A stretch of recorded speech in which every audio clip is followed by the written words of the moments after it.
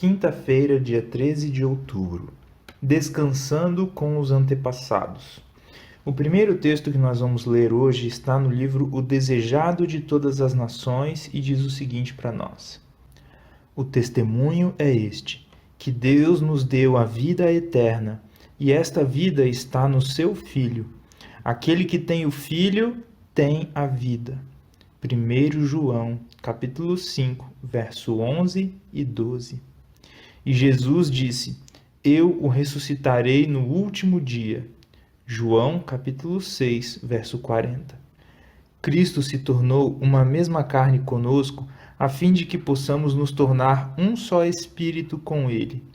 É por essa razão que ressurgiremos do sepulcro, não somente como manifestação do poder de Cristo, mas porque, mediante a fé, sua vida se tornou nossa. Os que veem Jesus em seu verdadeiro caráter e o recebem no coração têm vida eterna. É por meio do Espírito que Cristo habita em nós. Aqui, Espírito está com letra maiúscula.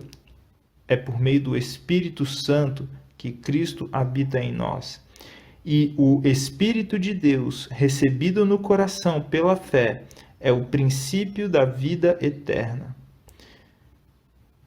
Queridos irmãos e queridas irmãs, que nós possamos nos lembrar dessas palavras e que possamos ter o Espírito Santo de Deus habitando em nós hoje.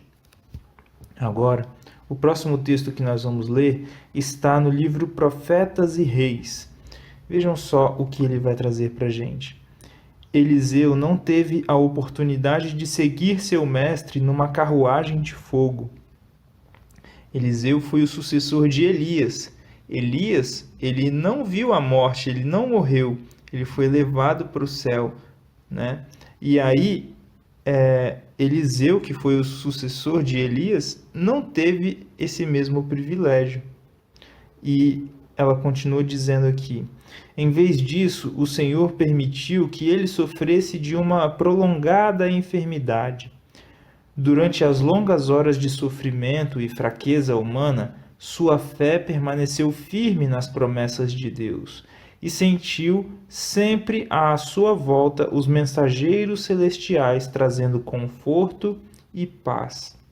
Assim como ele tinha visto os exércitos do céu, as carruagens de fogo de Israel e seus cavaleiros ao redor, nos altos de Dotã, estava agora consciente da compassiva presença dos anjos e sentiu-se amparado.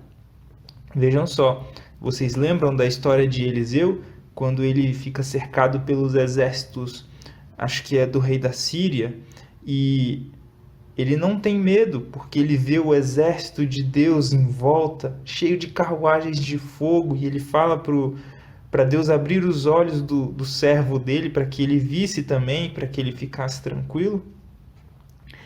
E então Eliseu, ele tinha o mesmo senso da presença dos anjos naquele momento de dor. E ele sentiu-se amparado. E ela continua dizendo aqui: durante sua vida exercera forte fé, e ao avançar no conhecimento das providências de Deus e de sua graciosa bondade, a fé havia amadurecido, tornando-se uma inamovível confiança em Deus. Quando a morte o chamou, ele estava pronto para repousar de seus labores. Vejam só, aquela confiança era inamovível que Eliseu tinha em Deus. Como o salmista, Eliseu podia dizer com toda a confiança: eu, porém, na justiça contemplarei a tua face. Quando acordar, eu me satisfarei com a tua semelhança. Salmos capítulo 17, verso 15. E que nós possamos dizer isso também, meus queridos irmãos e queridas irmãs, que possamos ter uma confiança inamovível em Deus. E eu achei muito interessante esse texto de Salmos 17, verso 15, né? Porque diz assim: quando acordar, eu me satisfarei com a tua semelhança. Quando acordar, até lá estaremos dormindo, mas quando Cristo voltar, todos aqueles que morreram em Cristo irão acordar do sono da morte. Que possamos nos lembrar disso. Agora, o último texto que nós vamos ler está no livro O Grande Conflito e diz o seguinte para nós. A Bíblia ensina claramente que os mortos não vão imediatamente para o céu. Eles são representados como se estivessem dormindo até a ressurreição. Veja, por exemplo, 1 Tessalonicenses, capítulo 4, verso 14, Jó, capítulo 14, verso 10 e verso 12. Esses textos falam sobre esse estado, não é? Então, confiram lá nas suas Bíblias, meus queridos irmãos e minhas queridas irmãs. E ela continua dizendo aqui: no mesmo dia em que se rompe o fio de prata e se despedaça o copo de ouro, como está escrito em Eclesiastes capítulo 12, verso 6, perecem os pensamentos dos seres humanos. Os que descem à sepultura estão em silêncio, não sabem de mais nada que se faz debaixo do sol, como está escrito ali em Jó capítulo 14, verso 21. Bendito descanso para os justos cansados. Seja longo ou breve o tempo, para eles é apenas um momento. Estão dormindo até o dia em que serão despertos pela trombeta de Deus para uma imortalidade gloriosa. A trombeta soará, os mortos ressuscitarão incorruptíveis.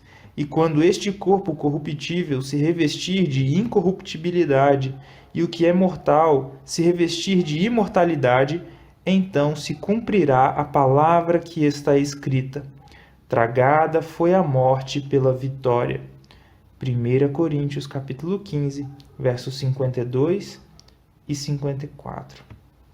Quando forem chamados de seu profundo sono, seus pensamentos continuarão exatamente do ponto em que haviam parado. A última sensação foi a agonia da morte. O último pensamento, o de que estavam caindo sob o poder da sepultura. Mas, ao se levantarem do túmulo, seu primeiro alegre pensamento se expressará na triunfante aclamação: onde está, ó morte, a tua vitória?